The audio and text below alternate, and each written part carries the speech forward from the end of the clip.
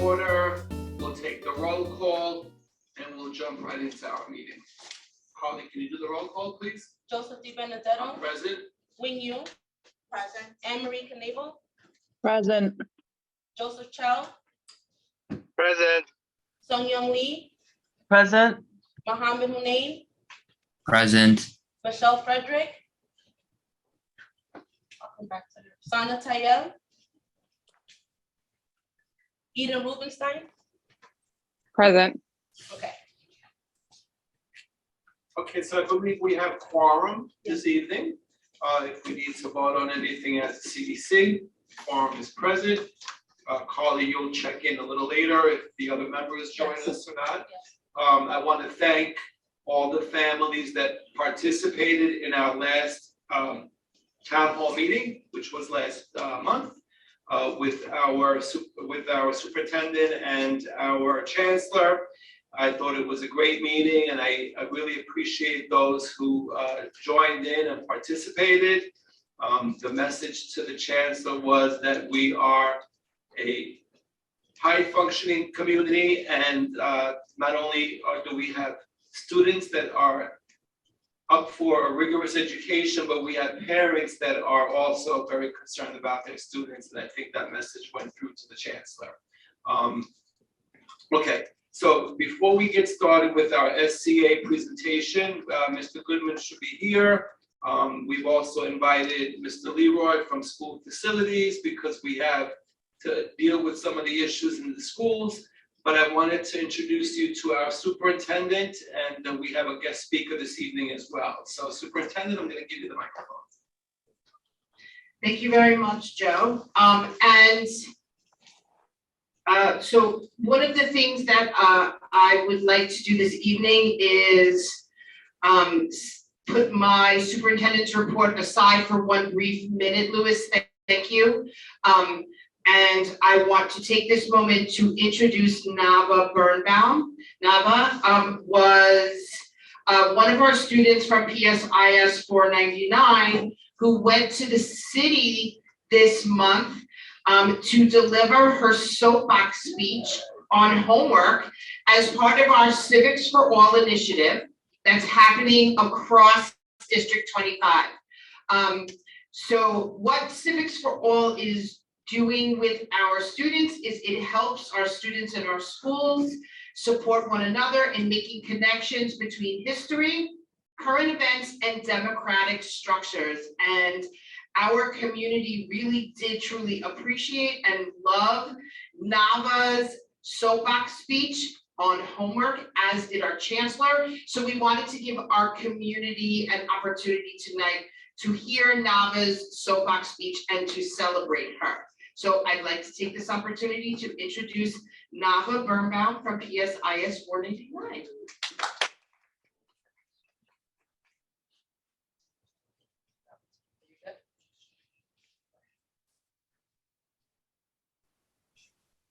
Homework. You either hate it or you hate it. I despise it. When students get home, their brains are drained like the battery on your phone. They can't do more work. They need to sleep and have fun. This horrible, horrendous concept called homework was actually invented over a century ago as a punishment for students who misbehave. Nowadays, kids are drowning in homework and don't have time for socializing and hobbies. Spending time with family and friends is critical. According to a Classroom.Synonym article, if a child is not socializing enough, it may affect their brain development. Let me ask you a question. Do you actually get enough sleep? Most students don't. This is because of, shocker, homework. According to Better Sleep, 79% of students get less than 7 hours of sleep. Considering that students should be getting 9 hours of sleep, this is a serious issue. Furthermore, When homework piles up on you, it is very stressful. In fact, 56% of students who took a survey at Gateway High School considered homework a primary source of stress. On the contrary, less than 1% said homework did not stress them at all. Researchers even found that excessive homework can cause students to give up on their passions because they don't have time for them. This is outrageous. Without homework, there would be a lot less stress, an incredible amount more sleep, a bunch more fun, and overall, students would be happier. Some teachers already decide not to give homework. Their reasons for this are that students already spend 6 hours of their day at school and just have time to do what they want. Some also believe homework is unfair, including a professor of school psychology at the College of William and Mary. Some students can ask their parents for help, while others cannot. If all teachers thought like this, the time after school would be like a book with a happy ending. You may not realize it, but there are already a few things that can help. One of these things is you. If you're a teacher, stop giving homework. If you are not, talk to teachers you know. Convince them that students are suffering. Convince them that homework is a problem. Convince them that kids need time to rest and relax. Just convince them.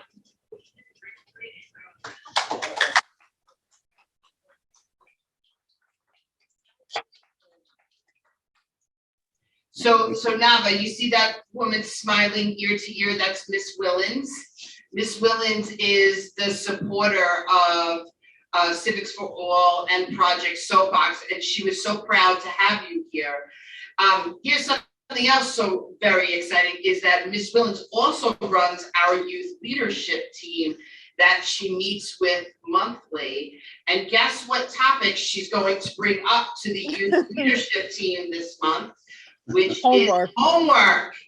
So as we've said, and you've heard me say often, I truly believe in student voice. I want to thank you for giving us some information for us to think more deeply about as adults and the impact that homework is having on students today.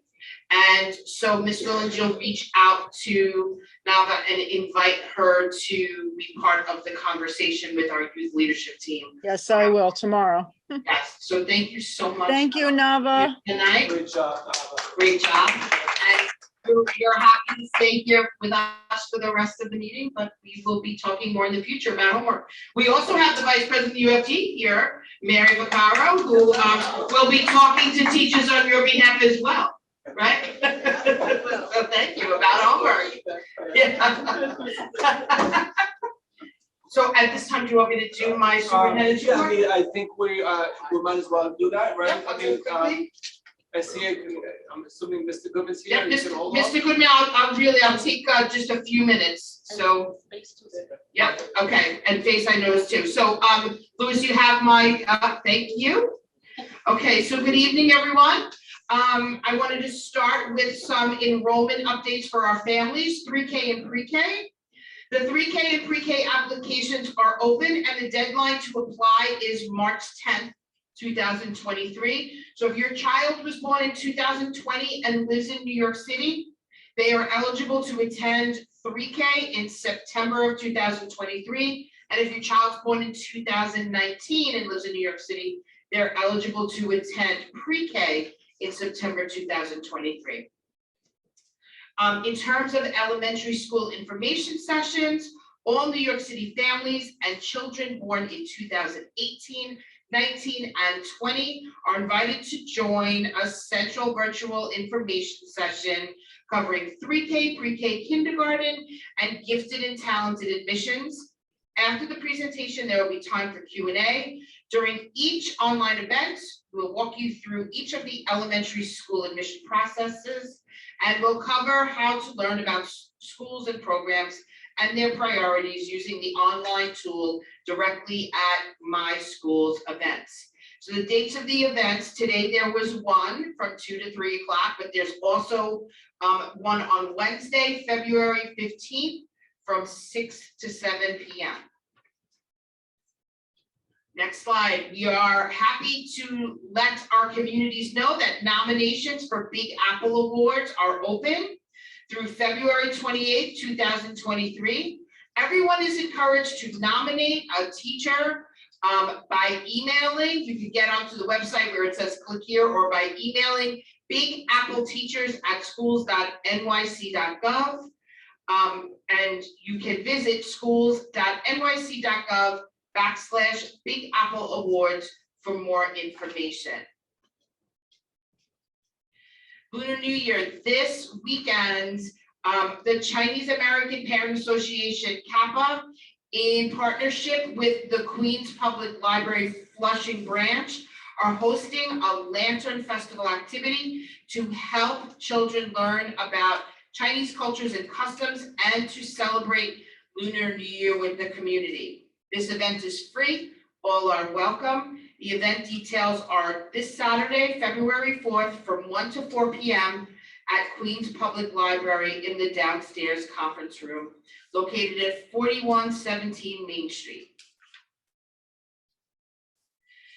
Next slide. District 25 has created a parent feedback survey that we are going to use to drive some of our decision makings from now and the remainder of the year.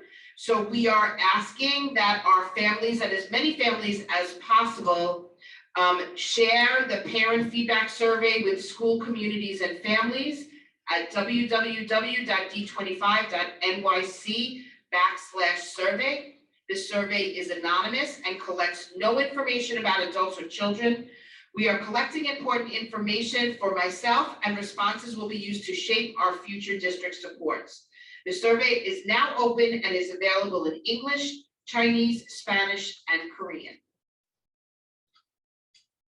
Next slide. So one of the things that we will be doing at our next CEC meeting, but also in collaboration with our principals, our assistant principals, guidance counselors, parent coordinators, and teachers, is we are going to use our mid-year benchmark information to make sure that we are planning to finish our school year strong in terms of implementing our CEP goals, our MTSS supports for students, and creating cycles of learning to make sure that our students are moving and growing towards meeting the standards. So stay tuned for our rollout of the finishing our school year strong next month at our CEC meeting, but I will also be doing very similar engagement events to what I did in the beginning of the year where I rolled out my 90-day plan.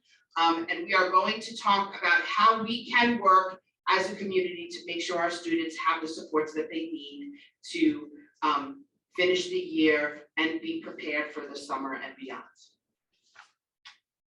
Okay, with just a couple of things. So celebrating our schools, just a couple of pictures to show what has gone on this month. We had New Year's resolutions and celebrations with all of our administrators, district staff, as well as our school counselors and parent coordinators and teachers. We made New Year's resolutions and talked about all the things that we will do this year and set some positive affirmations. There have been many Lunar New Year celebrations across our schools that we are very happy and to spend some time participating in, learning about Asian cultures from different countries, and our students and adults alike just had a really great time in celebration of Lunar New Year. Our Queens North Spelling Bee, once again, we want to thank Melinda Willens for hosting and for our District 25 team for supporting her. But students across districts 24, 25, and 26 came together at Junior High School 185 to compete in the two-day Queens North Spelling Bee. And our winners from District 25, first place, Lucas Craig from Junior High School 194. Second place, Daniel Chu from IS 25. And third place, Caitlin Chan from Junior High School 194. So congratulations to our winners. Councilwoman Ung visited with PS 20 and met with the student government. She listened to their concerns around school safety that were also voiced last month at our CEC meeting, and had a very productive conversation with our passionate students. And it is all in support of our vision for the district that student voice matters. We were also want to give a shout out to PS 22, but also all of our schools in our district in working towards the Save for College program with our school community. So Deborah Ellen Glickman of New York City Kids Rise and Councilwoman Sandra Ung visited PS 22 to help parents activate their child's New York City scholarship accounts. Thanks to a $6,000 donation from Flushing Bank, each child at PS 22 has an extra $25 in their accounts. I received feedback from Deborah Ellen Blitzstein this today, and what she also wanted to share with us was that that they together in working across all of our schools helped our parents activate accounts. And it is so exciting that the accumulated value of New York City scholarship accounts, which was celebrated the most during January, which was Scholarship Month, across District 25 is now over $550,000. So we are working together as a community to help those parents that want to open these accounts save for college. So congratulations to our kindergarten and first grade, and thank you to New York City Kids Rise and Councilwoman Ung, as well as Flushing Bank for supporting our students as well. Okay. Senator John Liu also visited PS 20. Those student boys at PS 20, they really want what they want, right? And I was also there as well. He listened to their concerns once again about safety, but what they also spent some time talking to him about was his experience as a student at PS 20, and discussed his love of Flushing. It was a very productive conversation, and he also shared with them the reason behind why he chose to run in politics. So it was a really, really engaging conversation between Senator Liu and our students. We want to thank him for being there as well. And we have some events from our soapbox speeches. I know we went through them, but we just want to show the Chancellor was very impressed with our student leaders. We want to thank all of our school communities, our teachers, and our school administrators that worked with Melinda to make sure that our students had an opportunity to voice their opinions and to get to the Central Soapbox event. So congratulations to all of our students that had an opportunity to participate. And that's it for me. Thank you, Superintendent. That was a lot, and Yeah, sorry. congratulations to Nama. And we look forward to hearing about you. But we wish you lots of luck, and thank you for coming this evening. I also thank everyone who's here, and I wanted to give a special thank you to Teresa Mashar from 185, who has presented us with a platter of cookies, and we are unfortunately doing virtual, but those members who are present, thank you, because they are delicious. Thank you, Teresa. Okay, so I'm going to move on to the next presentation, and I'm going to ask Mr. Goodman if you could make him co-host. Mr. Goodman, good to see you. He's from School Construction Authority. I don't know if you have a presentation plan that you want to start off, or we're going to just jump into business. You tell me. Sure. Good evening. Nice to see you as well. Good evening to everyone else. I'm Ben Goodman from the School Construction Authority. Yes, I do have a presentation to share. Okay, perfect. So you can get started. Thank you. Okay, great. Just 1 second. I'm going to share my screen.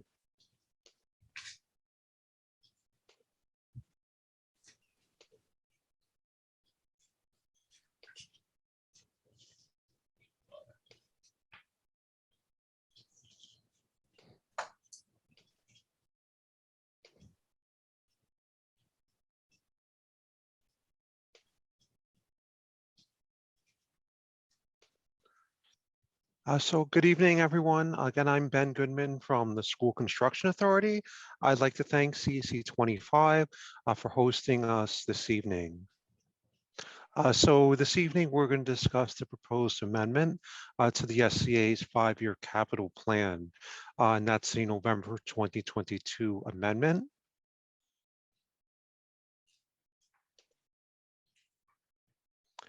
So in terms of the fiscal year 20 to 2024 capital plan, the total is approximately $20.1 billion across the city. We do have that broken down into 3 main programs we'll discuss this evening. The first is capacity, which is approximately $8.75 billion. That is any new schools the SCA brings online, new standalone buildings, new additions, like the Q169 addition, new standalone buildings or annexes. Next, approximately $3.5 billion is mandated programs. Mandated is anything the SCA is required to do pursuant to state, city, or federal law or court decisions. An example of that is the boiler conversion programs utilizing cleaner energy. Next of $7.87 billion approximately is capital investment. So capital investment is a broad category, and that is anything the SCA does to keep our buildings safe and watertight, such as improve new windows, new roofs, exterior masonry, things of that nature. And we'll take a look what this means for District 25 in a couple minutes.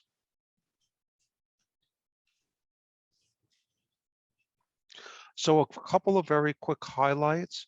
Again, $7.87 for $7.87 billion for capacity, those new school seats, continuing the work on accessibility with about $750 million in funding.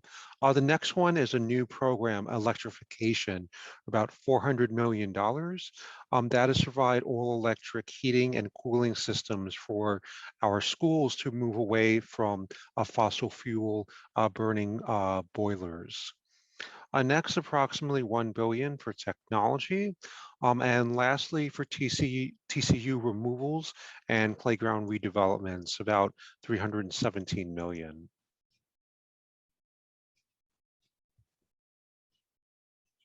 So in terms of capacity, new capacity, which is new annexes, additions, or standalone buildings, is approximately $6 billion across the city. A replacement program is a special program for schools that can no longer occupy their current building, and the students and staff need to be relocated into a new building. A class size reduction, approximately $655 million. A capacity to remove TCUs. This is approximately a $267 million program for schools where the only way to get rid of those trailers or temporary classroom units is to build a new addition or new spaces for that school. Next is early education, the standalone pre-K centers. We'll discuss the projects for District 25 in a couple minutes. That's approximately $876 million.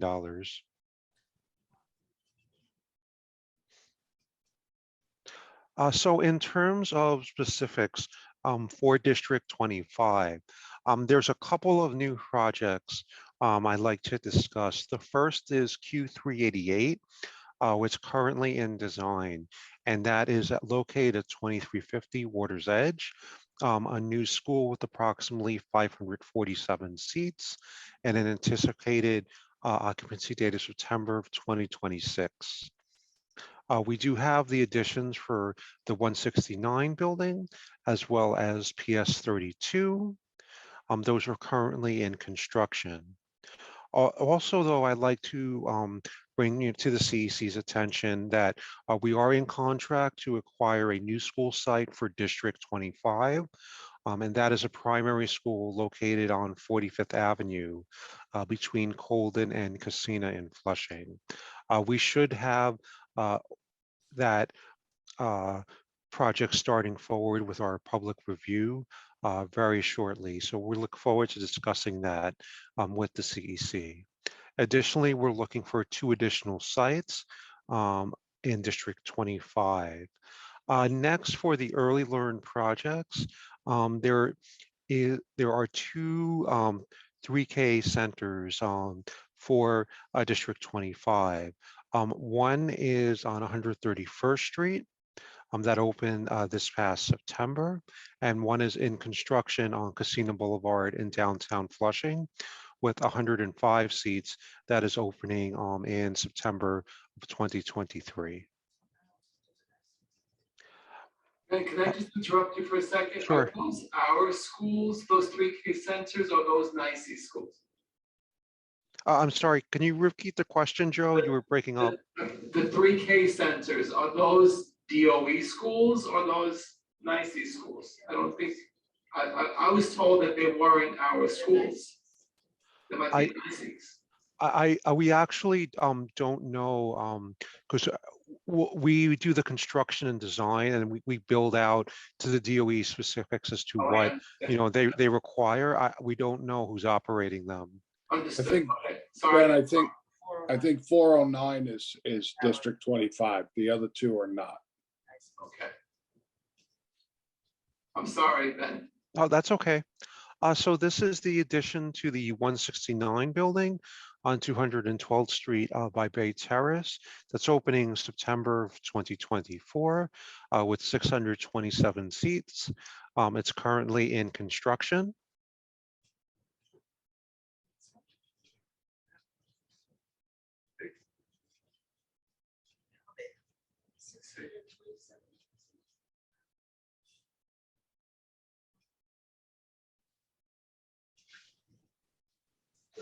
This is a rendering of the PS32 edition on 35th Avenue.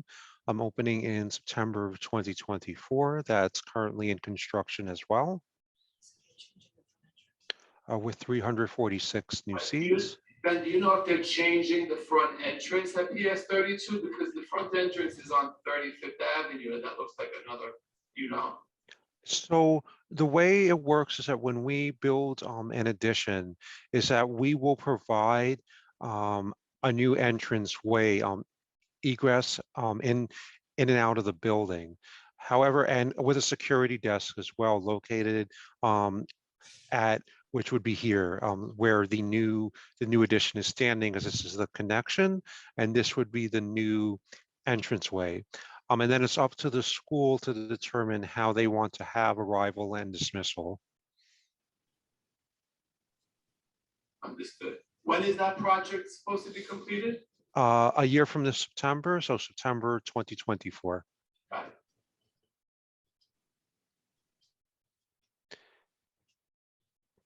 it. This is currently the work in progress. This is work on the basement area and the first floor. So in terms of capital improvement projects, we do perform major capital work in existing buildings. A lot of what we do is keeping buildings watertight. So we do flood elimination, roof replacement, electrical upgrades, resolving major plumbing issues, things of that nature. Our colleagues at the Division of School Facilities are responsible for the day-to-day maintenance and repair.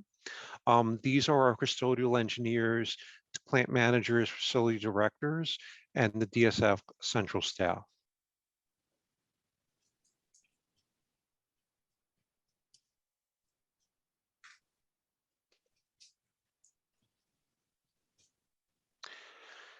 So there's a couple of ways something can become a capital project within our plan. In addition to the suggestions from the CECs, there's a couple of different routes. The first is any problem reported to our colleagues at school facilities and emergency issues, citywide initiatives such as air conditioning for all and the electrical upgrades. The last 2 I'd like to just briefly discuss. The first is that the SCA every year does a roof cellar inspection. looking at all the different building systems. All the systems are ranked, and that report is available on the DOE's website. The last item is funding from elected officials. We do run a robust Resolution A program. Our Resolution A is part of the city's adopted budget. These are funds from your local council member or the Queensborough president that can be used for capital improvement projects within our schools. A couple of quick examples are playground upgrades, library upgrades, gym upgrades, technology upgrades, providing split cooling systems for public assembly spaces. There's a whole list of things that we can do. Some of the projects change from year to year. If folks do have new ideas, we're always happy to look at them. We're also always happy to provide a cost estimate to folks, to our principals, our parents, the District 25 office, our superintendent. We do ask that folks rely on us to provide an estimate because we will take into account all the aspects of the project to give a more realistic number. So across District 25, there's approximately 77 projects in the fiscal year 20 to 2024 capital plan. There is work on the electrical systems, a couple of roof projects, a couple of toilet upgrades for students, work on safety systems, and work on fencing, as well as climate control and boiler conversion. There's about 77 projects totaling approximately $98 million in construction costs across the district. So a couple of quick examples at PS 120, the exterior modernization, along with flood elimination, new exterior doors and new windows, and the rooftop unit replacements. This project has just started.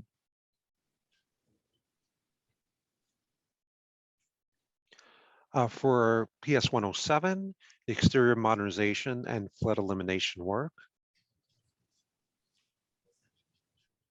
So I don't want to, again, I don't want to interrupt you, Ben, but this Q120 project, and it's been, for me, I thought it was ongoing, as well as 107 and 79, but when are they expecting to be finished with these projects? So I will check and let you know.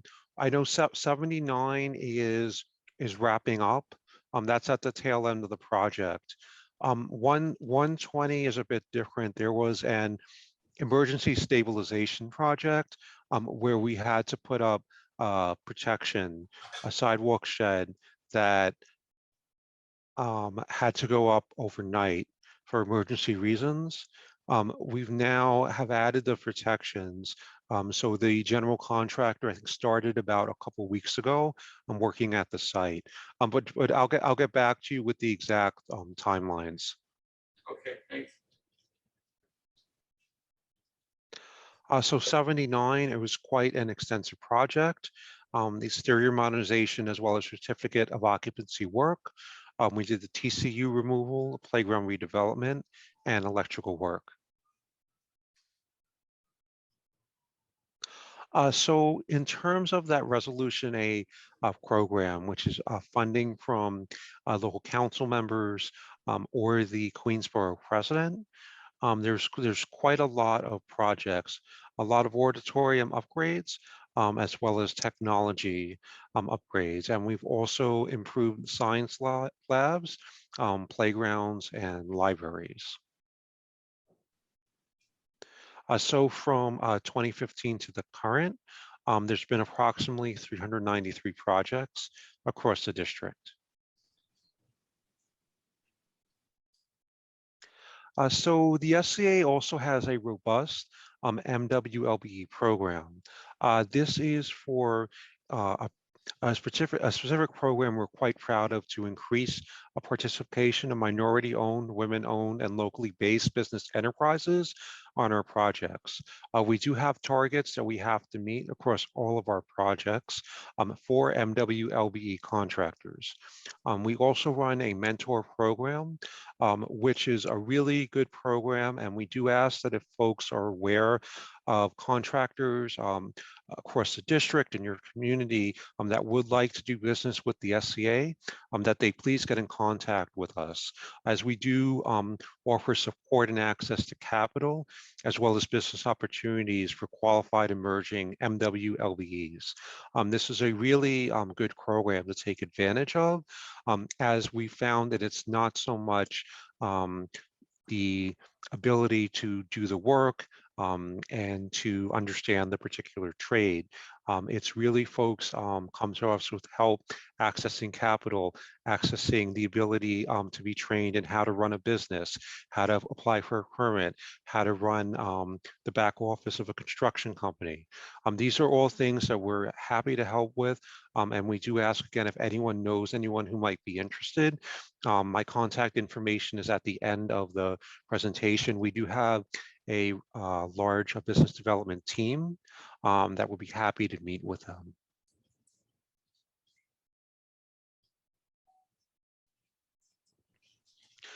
So citywide in fiscal year 22, we've awarded approximately $778 million in prime MWLB contracts across 413 projects to 186 firms. The mentor program has awarded approximately 329 projects to 110 firms.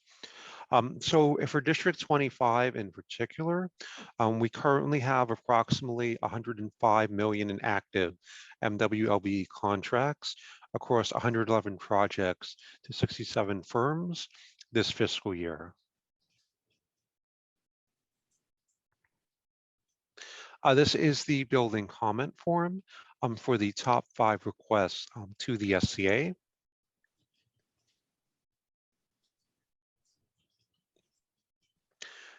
And this is my contact information that I will also add to the chat.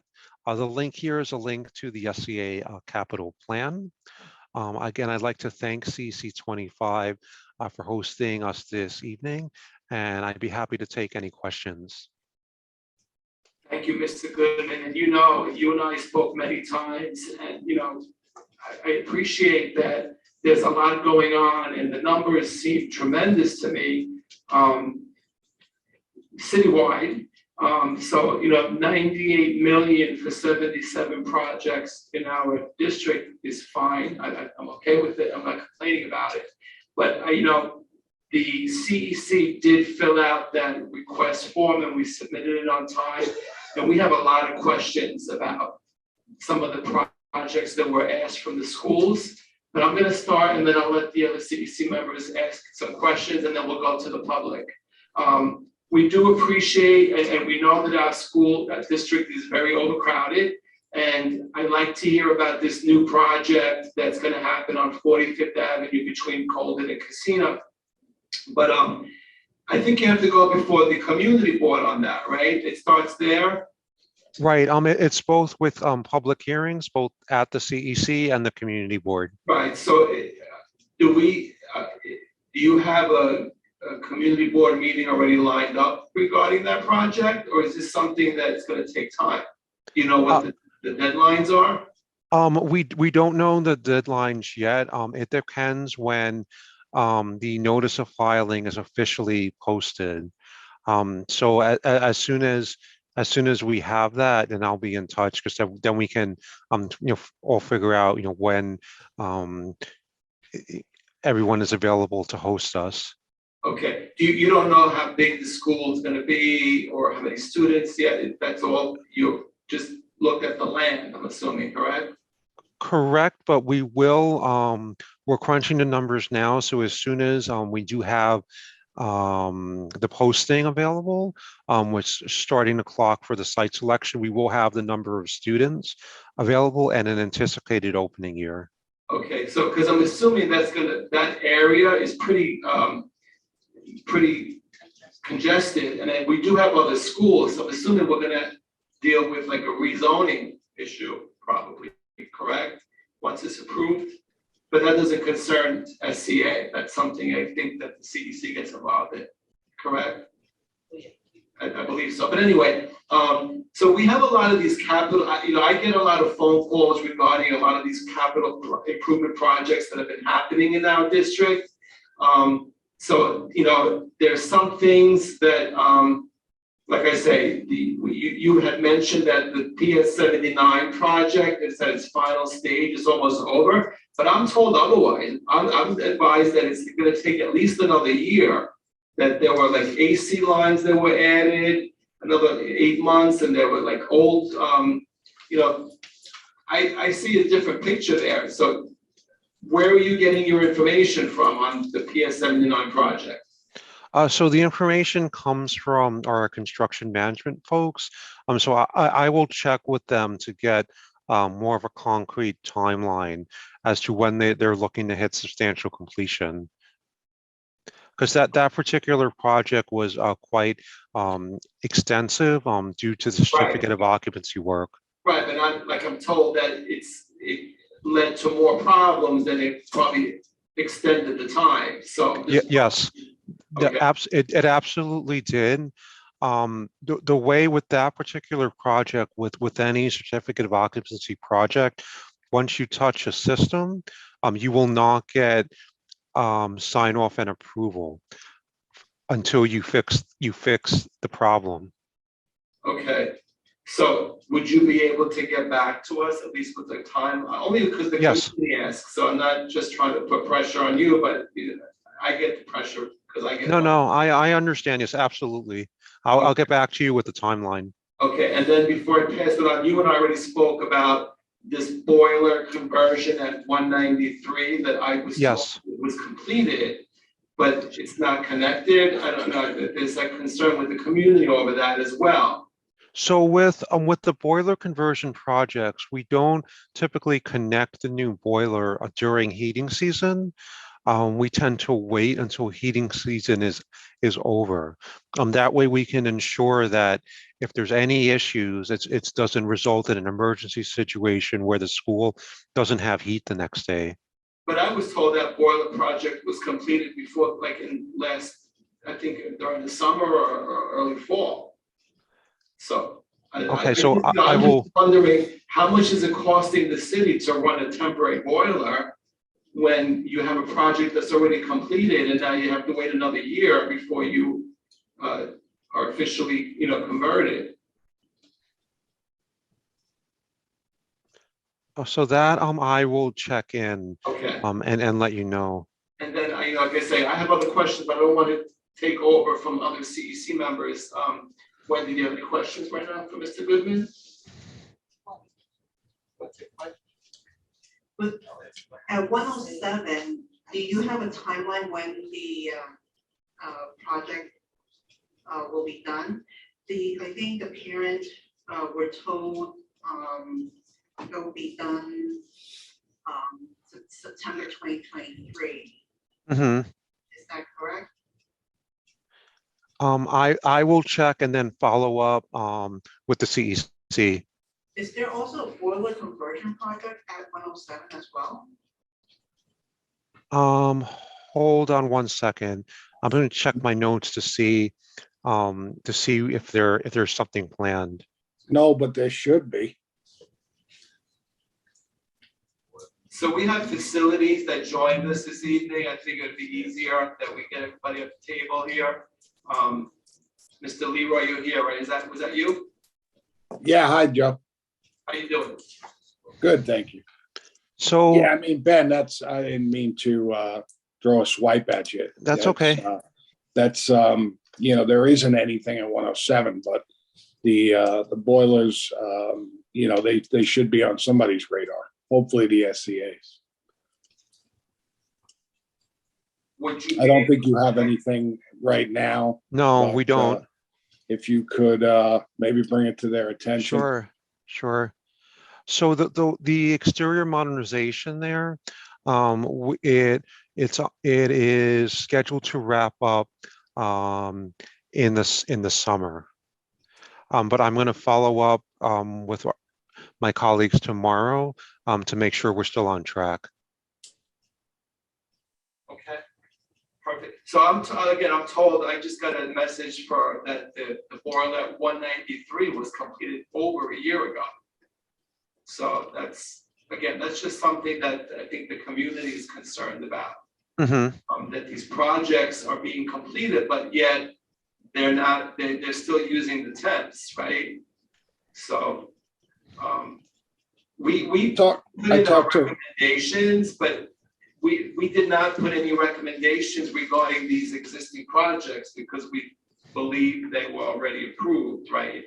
So just questioning like what's happening on that. I know that, SCA doesn't really get involved with playgrounds or, gymnasiums because they tell us it's Reso A, but, the PS 22 has a playground that I'm told is part of an SCA project. Are you aware of that? Yes, that is our project. That project was done with the removal of the TCU at PS 22. But it's still it's an ongoing project. It's not completed. Yes, it's ongoing. Do you know when it's going to be completed? I will have to check because we actually wound up having to do a major change order. Once the contractor started work, there was underground piping that wasn't accounted for. The design, though, of the corrective action has been completed. They're very close to restarting work, hopefully within the next week. So as soon as the general contractor restarts work, which should be within the next week, I'm going to follow up with you to give you the timeline of where things stand, and I'll follow up with PS 22 as well. That would be great. I'm just worried, is that going to require like new funding or? No, already? Okay. no, it won't, because it's already a project that's in construction. Okay, and we also got a lot of requests from the schools regarding capital improvements for air conditioners. I know that they're putting the ACs in all the classrooms, but a lot of these schools are using the auditorium as a classroom because of the COVID and whatnot, and it's a bigger space. But my understanding is that that's not something that's in the works. Is that correct? That's correct. That's not something we typically fund. A split cooling system for an auditorium or a gym. That would be something that we would look for the borough president or the council member to fund. So if we don't get it from the borough president or council member, is there something that we can do as a community to request that SCA try to fund it? I mean, is there any like loophole that we can look at? I honestly, I don't think so. With the budget situation, I don't believe that that's something we could possibly take on. Right. Okay. So look, I'm going to ask a specific question about one school because I know that they're making the school bigger. That's the 169 Academy project, and the principals of both schools had requested AC system in the auditorium because they said they run after school programs in there and they do classes in there. But I don't think that project is included with the school expansion. So I just, I worry that they're expanding a school, making it state of the art, but in the common area of the auditorium in the old part of the school, that's not going to be upgraded. We have to look to our elected officials for that. That's right. That would, if they're looking for a split cooling system for that space, that would be something that would need to be funded through Reso A. All right, so we'll reach out to our elected officials on that. Are there any CEC members here that have any questions? And then I'll turn to the community. I'd ask that you raise your hand. Anything, Carly? I can't see the chat. Okay, so is there anybody in the community that wants to comment? So, so another thing before, is there anybody there, Carly? No. Okay. So another project that came up in my discussion with the schools is the ceiling tiles at 379. They seem to be falling, something similar to what happened at IS 25 Mhm. last time. And I know that they fixed that project, and I don't think that school facilities can handle it. Do you have any recommendations of what we can do there at 379? You know what I'm talking about? So where are the tiles located? In the ceiling of the gymnasium, they're falling, apparently. So 379 is the middle school. It's the, it used to be St. Fidelis, Oh, okay. College Point. I'm going to look into that because that was a building we opened fairly recently. Yep. Like 2-3 years ago, maybe, right? I think so, around there. 5 years already. Yeah, I'm going to look into that. So there's concern about the gym So there's- tiles from the ceiling. The tiles in the ceiling are falling, and we had the same exact situation in the gymnasium at IS 25. Mm-hmm. We had our student representative that made a big deal about it, and SCA actually fixed the problem. So, now we have the same problem at 379. Mr. Leroy, do you know about it? Yes, I do. That might not have gotten to Ben yet. It's a relatively new issue, similar, as you said, to what happened at IS 25. So they're laying tiles, Ben, drop ceiling, and it's only 20 feet high. So they're, it's a middle school. They're hitting it with volleyballs, basketballs, the tiles come loose. And, the concern is that they may fall and hit someone. So what they did at IS 25 is we escalated it to the SCA because it was beyond our scope. And the SCA actually installed netting throughout the gym ceiling. So DSF has escalated that to the SCA with the hope that they can do something similar at 379. I'm not sure that's gotten on your radar yet, but that's what's going on. Okay, thank you, Bill. I'm going to check with my colleagues tomorrow to see where that stands, and then Joe, I'll let you know. We really appreciate it, Ben. Yeah. Sure. No pressure on you. I'm just. No, it's okay. Came up in our community. Also, we're questioning the new school at Water's Edge. I know that we've been through that with the community board and whatnot.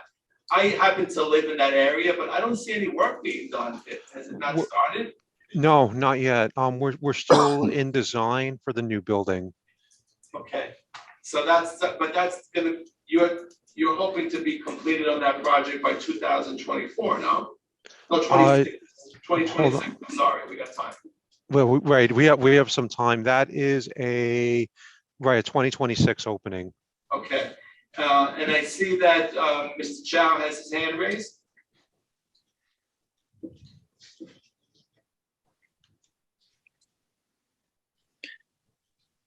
Excuse me, Joe, may I ask a question? Yes, go ahead, Mr. Chow. Good evening. Thank you for the education. I learned a lot tonight.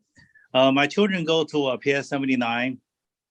They're supposed to be getting a new boiler. Is the boiler they're getting state of the art, or is going to be obsolete in a few years? I will check.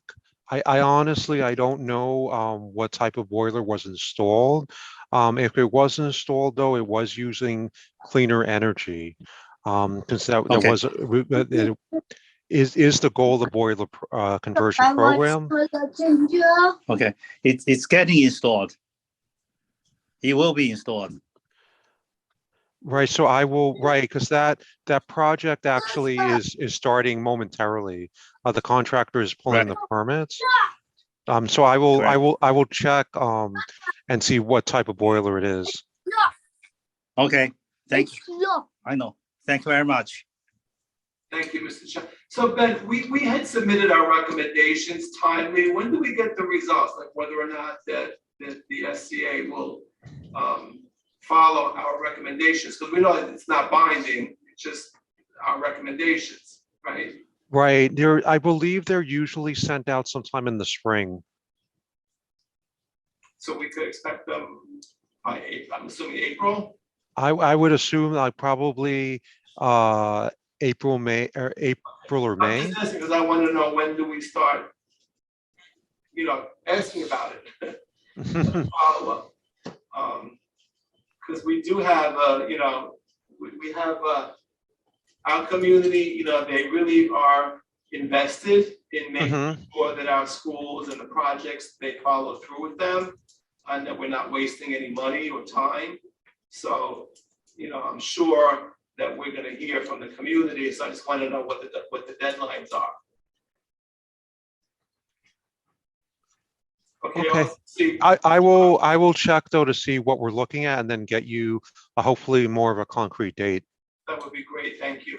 And I see Bushra Rashid has raised a hand. Yes, hello, thank you so much. I just wanted to reiterate the point that was made on the construction for PS 79.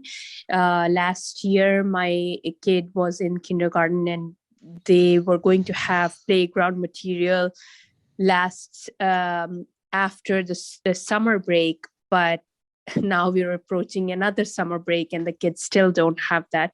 So hopefully this year the other class will have everything in place and the construction will be completed.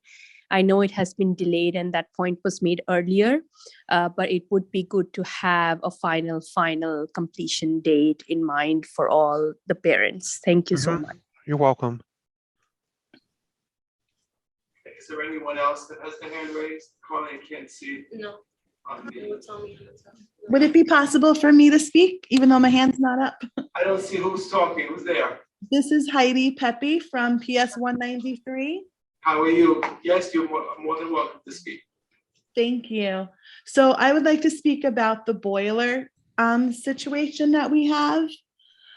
It was completed about a year and a half ago, and it's each month it comes up on our consultation committee for the noise and the fumes. And it's also taking up part of our precious playground for our students. So we were wondering if we could have a timeline for the permanent ones to be in place and the temporary ones to be taken out, since there really doesn't seem to be a reason why they can't be working. They've been down there and they're in working conditions, but they're not being utilized.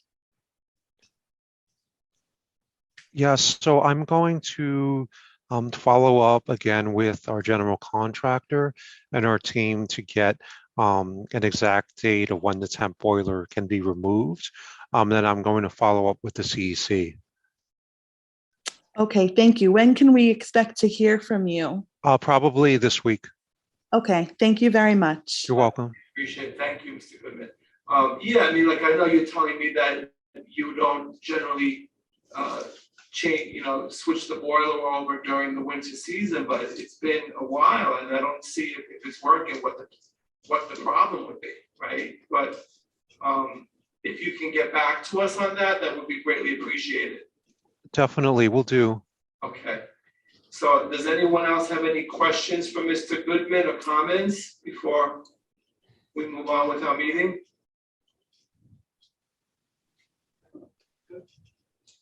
Okay, Mr. Goodman, thank you for your time. Always a pleasure to see you.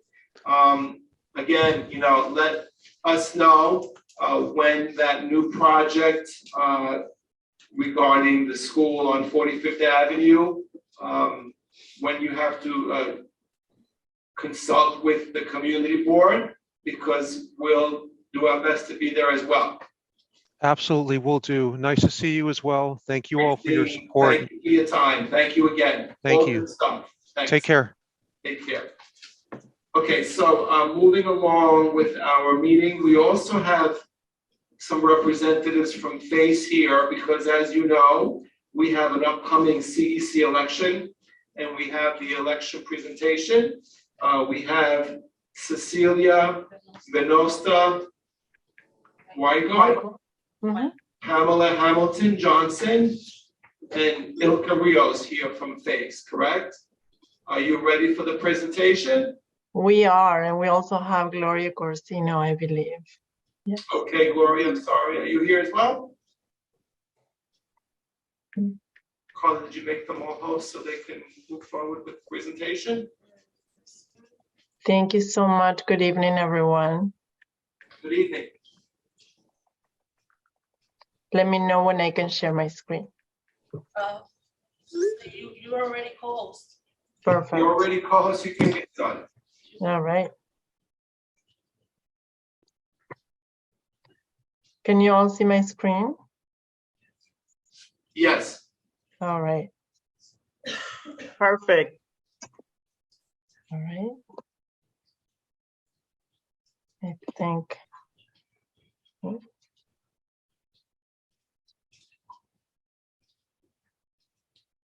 Ilka, Pamela, am I good?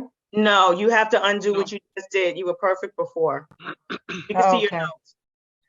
You go to can the see three- them? Yeah, go to the three dots and hit high presenter view. I don't see the three dots now. Right, yeah, go under where it says New York City Public Schools.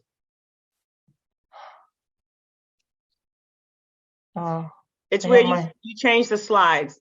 It's where you change the slides. yeah, I didn't have it. Just let me share again. Okay.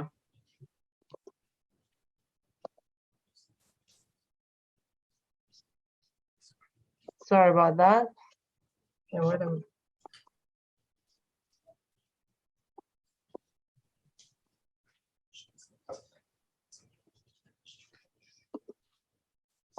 So you can see it? Yes, you're perfect now. You're perfect. All right. Now, yes. I'll use different notes, and that's okay. So good evening, everyone. Just give me 1 second. Apologies for it.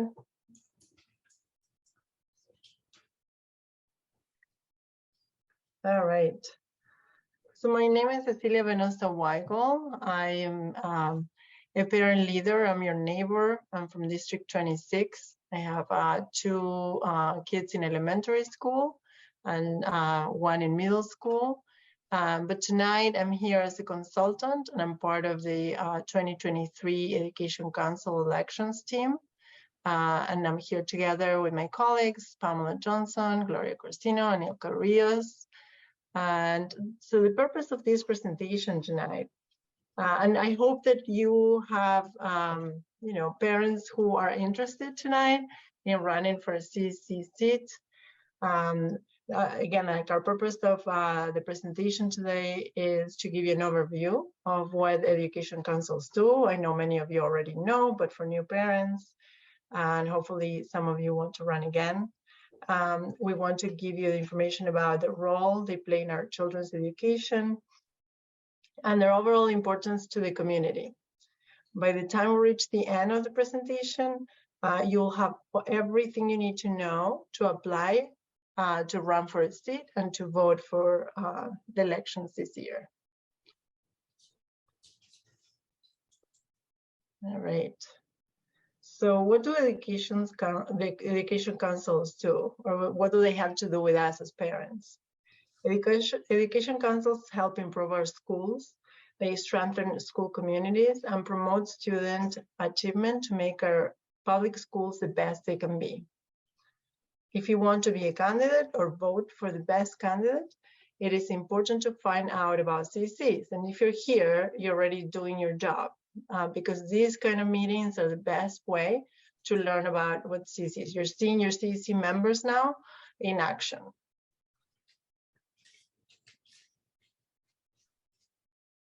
So last year, CEC members successfully lobbied for a change to the state law to make community education councils more inclusive. Now, these District 75 parents will get to elect this year a representative to the council where their student goes to school, where their program is located, as well as electing the members of the District 75 citywide education council. In this slide, you can see the councils that serve our communities. a community education council in each district. Like we have 32 educational districts, and we have 4 citywide education councils that serve different populations, which are high school students, English language learners, special education students, and students who are in a District 75 program. The next slide will show you how they are composed. The community councils in each district are composed by 2 non-voting high school seniors, 12 voting members per council, of which 10 are elected parents who run for these elections, and 2 are appointed by the borough president. The citywide councils are, except for the high schools, are composed by 1 non-voting member who is a high school senior, and 11 voting members, 9 of which are elected parents, and 2 of them are public advocate appointees. And the high school citywide council has 13 voting members, 10 of which are elected parents, 1 is appointed by the public advocate, and 2 appointees. And out of those 2, 1 is a parent of a language learner student, an English language learner, and another parent of a student who is in a special education program. So this is just an example of what councils do. As many of you already know, councils host town halls with the chancellor. They advise on education policies and improvements to school buildings, as you just had the previous presentation. They collaborate with superintendents to improve student achievement. They decide on zoning lines and consult on school co-locations, which is a big topic now. They submit an evaluation of the superintendent to the chancellor. And the citywide education councils advise and comment on policies affecting the represented populations. They hold hearings on city capital plans and prioritize requests for capital improvements to schools that served by the council. They also issue an annual report on how effectively their constituents are served by the Department of Education, and make recommendations on how to improve the delivery of these services.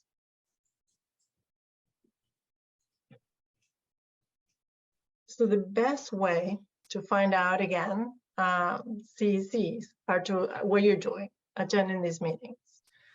Usually, for those of you who are here for the first time that are not familiar with meetings, CECs usually have the report by the superintendent first, the chair of the council, and then there's an opportunity for questions from the public.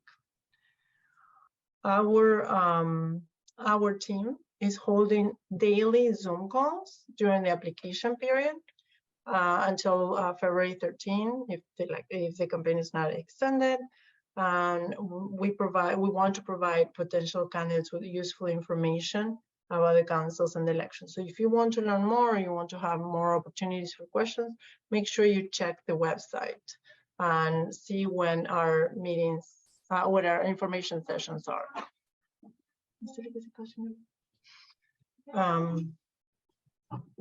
So who elects the council members? You do. So my children just came in the house, so they may be noisy. So in 2019, the law around education councils was changed. So the voting is open for all the parents that have a student in the New York City schools. It used to be very close, only a few members of the PTAs could vote, but now every single parent with a student in the public schools can vote. The Department of Education is using the My Student account, or NICSA, which is a website that allows parents to view important information about all their students in one place. Make sure that you have that. I will talk to you about NICSA in a little bit.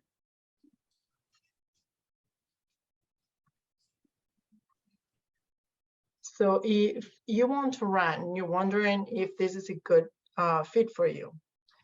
You should know that being a council member is a commitment of time outside of the 2 mandatory meetings. Council members are expected to visit schools, participate in committees, as well as taking part in working groups and advisory panels in the Department of Education. All work is voluntary. That's also important to know. This is not a paid job, unfortunately, but there is a limit of reimbursement for childcare. And on the positive side, council members are able to attend professional development that can help you learn new skills, not only for this job, but for hopefully future jobs. And it's very rewarding. I'm sure many of you here work really hard, but it is rewarding because you do see the results of having a voice of representing your community. So how do parents run? To apply and to vote, the Department of Education again is using the New York City Schools account, a website that allows parents to view important information about all their students in one place. As I said before, you may have heard of NICSA. You just heard me say that, but I can't emphasize it enough. Each parent has their own NICSA account. Do not use your spouse's. If you're not signed up for NICSA and you'd like to run or vote, make sure that you ask your parent coordinator to give you a code, a creation code, because otherwise you may not be able to participate to run or to vote.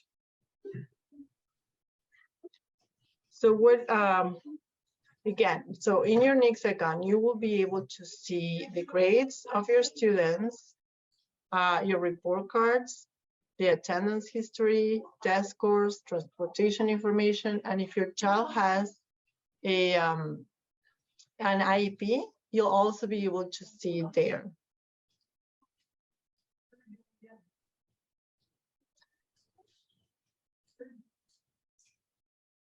So this is a short video that shows you how it looks if you would like to apply.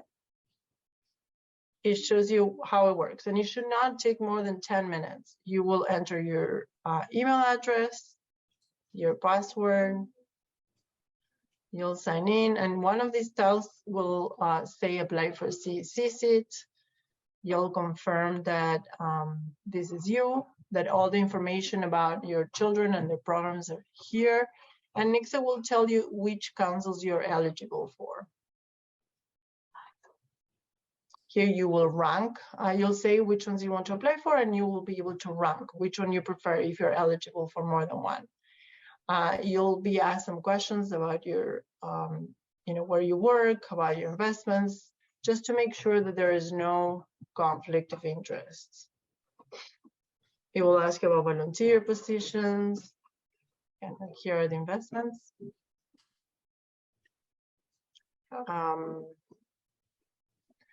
By your spouse, you acknowledge.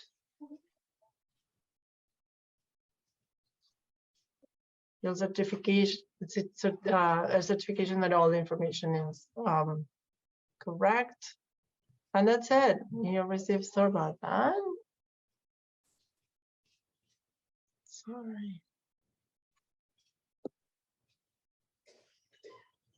All right. So this is how eligibility works. Eligibility is student driven. So these examples show that eligibility is based on student. It is possible to be eligible for more than one district, more than one council, as I mentioned before. On your left, you see an example of a family. So Nia has a daughter of who's in the fourth grade, and she is in a District 75 program, which is located in District 24. So Nia is eligible through her daughter to apply for the new seat in District 24 of a parent who is a parent of a child in a program of District 75. She's also eligible for the Citywide Council of District 75 and for the Citywide Council of Special Education. She also has a son who's in high school. So she's also eligible for the citywide Council of High Schools. On your right, you see Pablo. Pablo has a son in the 7th grade and in District 14. So, but he's also an English language learner. So Pablo is eligible to apply for Education Council in District 14, as well as the citywide Council of English language learners. So make sure that you have all your children added to your accounts, because that will tell you which district you're eligible for when you're applying. So if you have applied and you're wondering what happens next, once we receive your application, we will email you confirmation that we received it, and candidates should create a campaign plan. And there are very clear guidelines on the DOE website of do's and don'ts. So if you have questions about what you can do and what you can't, all the information should be there. So candidate forums. Every council will have a candidate forum. The best opportunity to meet the voters is here. The campaign will also offer information sessions about the forums for candidates who would like more guidance. All forums have interpretation services available. You will be expected to give a statement of 2 minutes, and then you'll be expected to answer 1 or 2 questions from the moderator. So how do parents vote? Again, it's through an exam. Voting is open to all the parents of New York City public school students. Parents have a powerful voice, and I just listen to many parents here, and I can tell that your voice is very powerful. So it's powerful in shaping the policies and priorities of New York City schools. Your participation in these elections this year is a way to ensure that the strongest parents are elected to represent you and your students. So make sure you and all your fellow parents get signed up to their NYC schools account and vote. And don't forget to come to CEC meeting. You're not forgetting, you're here. And this brings us to our timeline. The application period to run for a seat started on January 9th, and it will end on February 13th. It may be extended, but be on the lookout for that. We're not sure. Don't wait for the last day. If you want to run, if you consider running, just apply. It takes a very, very few minutes. There will be more than 70 forums from February 27th until April 20th. The voting period will be from April 21st until May 9th. The vetting period will be from May 10th to June 16th. On June 24th, everyone will be sworn in, and there will be an orientation for new members. There will be office hours also for new members from June 26th to June 30, and on July 1st, you will start your term of 2 years, and your last day will be on June 30th of 2025. This brings us to the end of our presentation. Here you can see our email address. We're here to answer any questions you may have. We can answer questions tonight, but if you have any questions after that, you can always email us. And you can keep an eye out for our marketing campaign, which you'll see in bus stops, shelters, kiosks, as well as hearing about us on the radio and social media. And please, please, please share this information with your fellow parents, because it is very important that all of us play our part. Thank you so much, everyone, for listening, and we hope to see you on the campaign. We're here to answer any questions you may have, so I'll open it up to questions. Thank you for that. And I just have one quick question, because the new change is the District 75 parent seat, right? So the question I have is, if a parent is sitting on D75, that council, can they still take a position or ask, apply for a seat on the CEC for where they live, where the child goes to their other children? I'm a little confused about that one. They can apply for both, but they will have the opportunity to rank their preference. They can apply for both, but they cannot sit on both councils. So they cannot sit on both councils. It's either CEC for District 75 or the seat on that district, correct? Yes, they will sit on one or the other, and it's basically based on their ranking, right, Pamela? That is correct. All right, so we encourage parents to get involved, parent coordinators to reach out to parents in the community. If you haven't submitted your application, Esther, I'm not sure, do you know, when do we have the forums for this? Is it for our district? March 20th is the forum here for President's Council. So on March 20th? Yes. Okay, so for District 25, the forum will be on March 20th, when President's Council will run the forum for candidates to speak to the community and hopefully present themselves in a way that will get them elected, right? So look out for that date. And I'm not sure if anyone else has any questions. I see a question in the chat. No, if a dad has a Nix account for his child, but mom doesn't have a Nix account and wants to run for a seat, what do you do? Do you see that question? Yes. They have to have separate accounts. They cannot have the same account, because what happens is that she will run under his name and his name will come up. So they really need to have separate emails, and they need to apply under separate email accounts.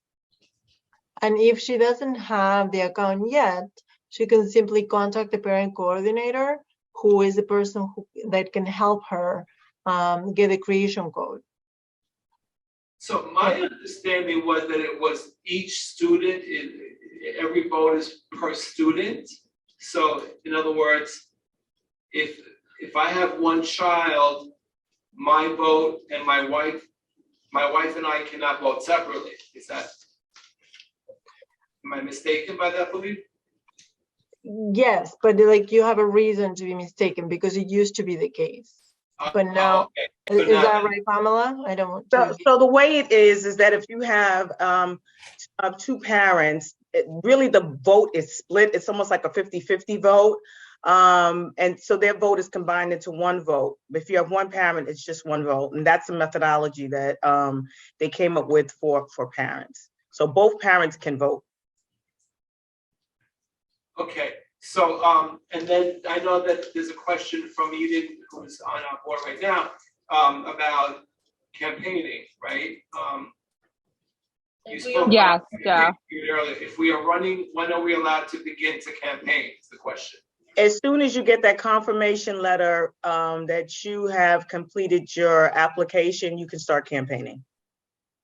Are there any limitations on the campaigning? There are, and there are do's and don'ts of campaigning, and I will put that in the chat for you right now.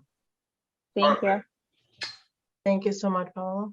Joe, I have an additional question to go along with that as well. Go ahead, Eden. So I know our council specifically right now has that extra seat that's available.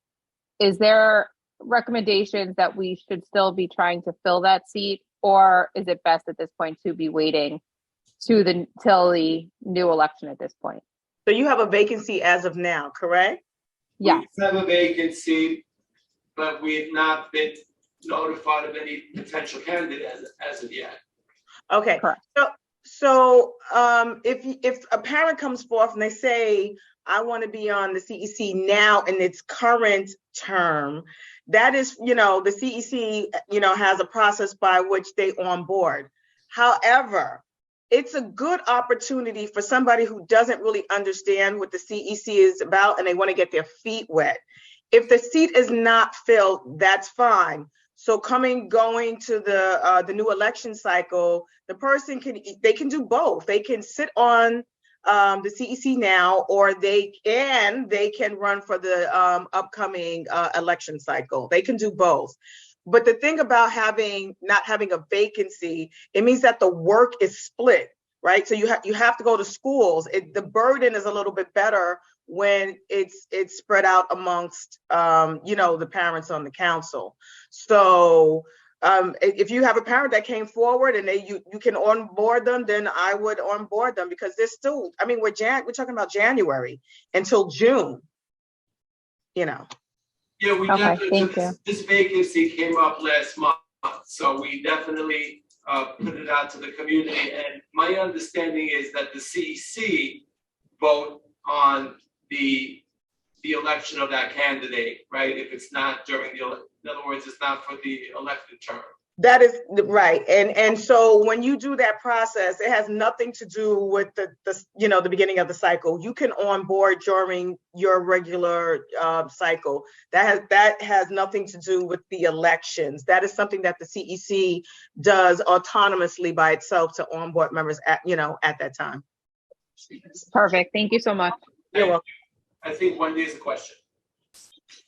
Hi, my question is, let's say there's one family, there's one child, two parents, both parents want to run for a seat, right? So would the two parents need each set up their own account? That is correct. Now, they both can run. One might get more votes than the other. They can apply. They can apply. There is no stipulation saying that they cannot apply. They can apply. Now, what would get them in the end would be the same school rule. That's the issue. It's the same school rule. But it's also determined by how many votes you get. When you're talking about a CEC, the first 3 seats are reserved for an L parent, an IEP parent, and now the new D75 parent. So that leaves only 7 seats that that don't have those. Well, let me just say their children are not in that program.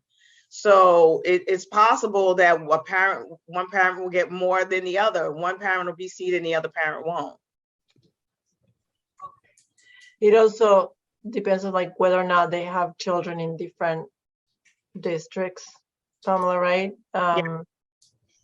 If they have more than, if their children are, or if they are eligible for more than one district and they're not running for the same, so then the same school rule will not kick them out in that case.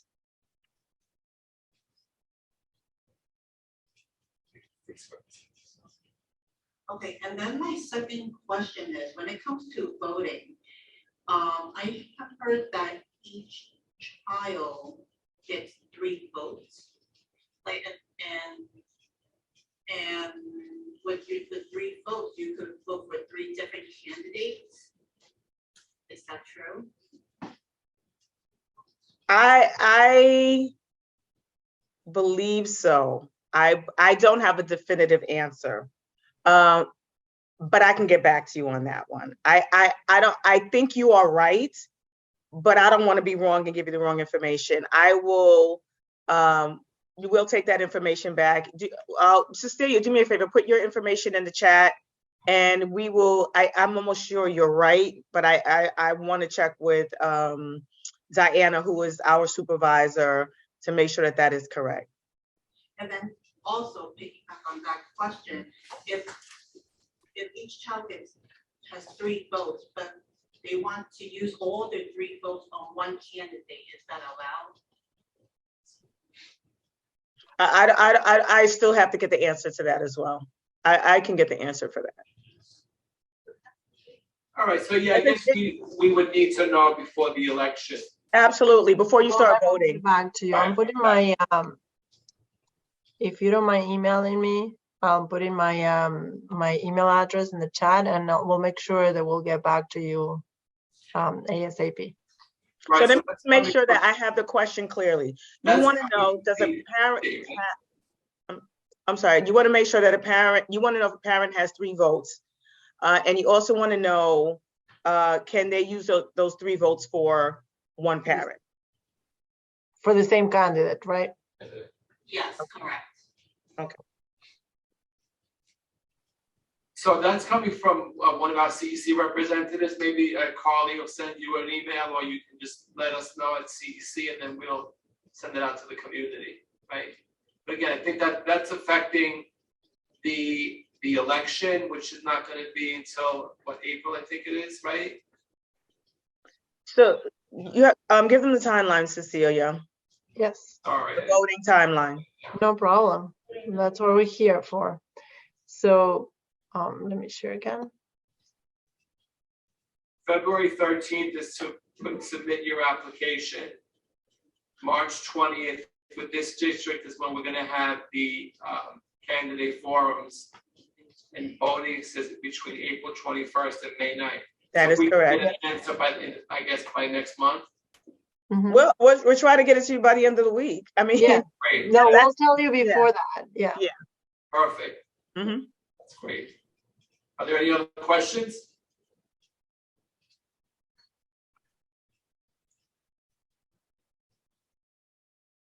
Okay, once Well, again, I encourage everyone who's interested to join.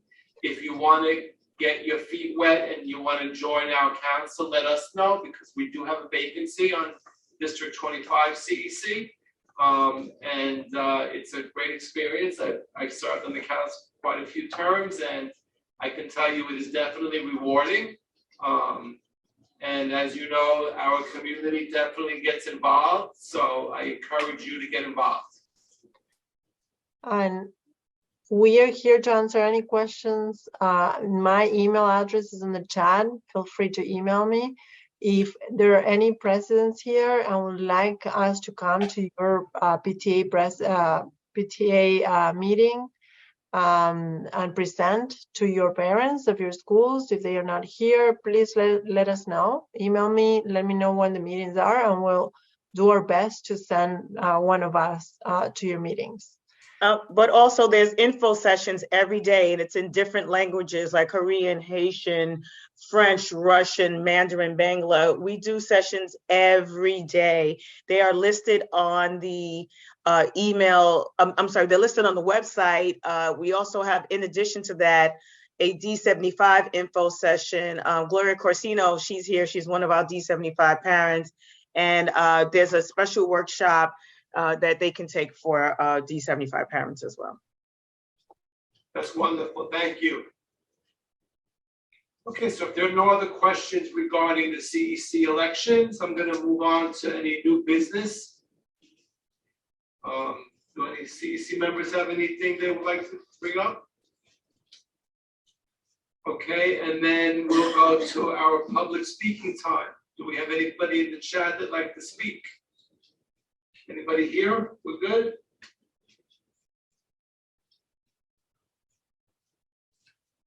Okay.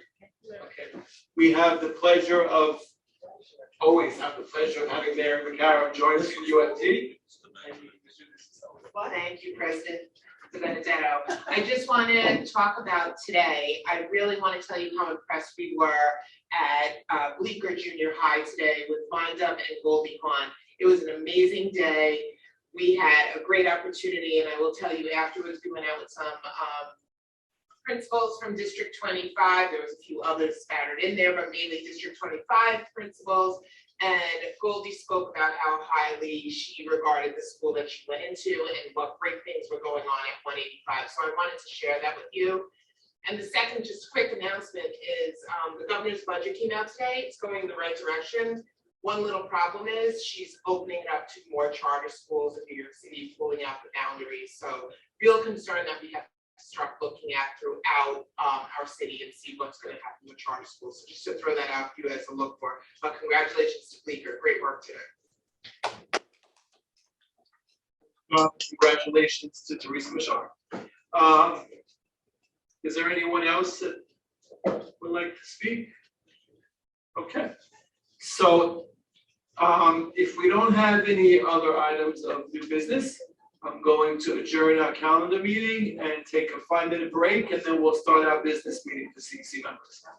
Thank you everyone for joining us, and we look forward to seeing you in our next month's meeting, which will be on March 1st. Thank you again for joining us. This is, and Wendy was commenting, this might be one meeting that we finished time. So are there any of the, let's go with the roll call vote first. Carly. Joseph Di Benedetto. Present. Wayne Yu. Present. Anne Marie Knable. Anne Marie? Was Amber here earlier? She was. Joseph Chow. Present. Sung Young Lee. Present. Mohammed Hunain. Present. Michelle Frederick. Present. Sana Tayeb. Present. And Eden Rubenstein. Present. Okay. All right, Carl, can you just put up the chat for a second? I feel bad. So- There's a question. Oh, okay, so that was something that we were just talking about for future meetings. We're a little bit concerned about the charter school, so we're gonna try to get more information on it, but Veronica's asking on the subject of the governor's budget and the increasing number of charter schools. Please explain your view. Are more funds are allocated to charter schools as the number grows? Will there be less money available for public schools? This could lead to public schools having to cut programs or lay off staff. So this is something that we were just talking about, the question in the chat. Public school money. So it is public school. Mary, are you able to answer that question? Do you want to answer it? I can answer it. I can't go into detail about. Anne Marie. So Anne Marie, Mary's here she's the representative from UFT. Oh, sorry. She is second in line to Mulgrew, No, I'm vice president. Vice President Education. Thank you for the. And I always, put you up there, and I know that you know a lot about Thank this. you. So I can't speak about every piece of the governor's budget since it just came out today, but in terms of answering our funds, are more funds allocated to charter schools as the number grows? The answer is charter schools use public school money. They are considered public schools, except they take public school space. So under the law currently, if the system, the Department of Education in our case, if they do not give them the space, they have to pay the rent for the additional space. So that's really our issue, because that is money when it comes out. In terms of layoff, I can't speak for the other unions, but the UFT has no layoff clause, and right now, as we're lowering class size and there is a teacher shortage, I don't think we have to worry about that at this moment in time. So I don't want to make like a crazy statement, but we have to really look at this charter school issue because it came up in 29 Queens high schools. It came up in, and it's in Brooklyn and in District 11 in the Bronx. So we really want to look at this closely. But it's money. It's public school money. Thank you, Mary. I hope that answers your question, Veronica. So yeah, I think this is something that we really may want to have a meeting about next month or the following month. You know, just something that we should put on our radar, be aware of. I know that our UFT representative has been asking about it. So we will try to bring it to the community and, get an answer on that. Is there any other business that we need to discuss, CEC members? We have the open position on our CEC. I know we have a few months, we have, more than 5 months left. So I think, if there's anyone who is interested in running, we'll take that up as a CEC. And we don't have any applications in yet, right? Do we call it? No. Okay. And then are there any questions regarding the budget or any requests at this time? Yeah, is there a deadline So- to move money? I think we have, okay, so there's been some discussion regarding the condition of some of these tables here at our meeting location. I know that we've been meeting remotely, hybrid, but we attend. You don't see the conditions to some of these tables because we don't put them up front and we cover the main table here, but we may possibly want to put some money towards getting new tables for our meeting space. And I'm not sure if we have to reallocate our budget on that, but if we do, I think we're limited with time. So that's something to put on our radar as well. Okay, does anyone have an opinion on that? Did we ever approve our December minutes? I don't know if did we approve our last, I know last month we didn't have any minutes because we had our town hall. Did we approve our December minutes? We didn't have, with January, we didn't. We didn't have any minutes for January. What about December? So we had a meeting in December. Okay, so we can do that in December, because I didn't bring. Okay, so what we'll do is Carla will bring the minutes to our December meeting in March and February, and we will vote to approve those minutes. Okay, consensus on that. Thank you for bringing that up, Wendy. Any other item of new business?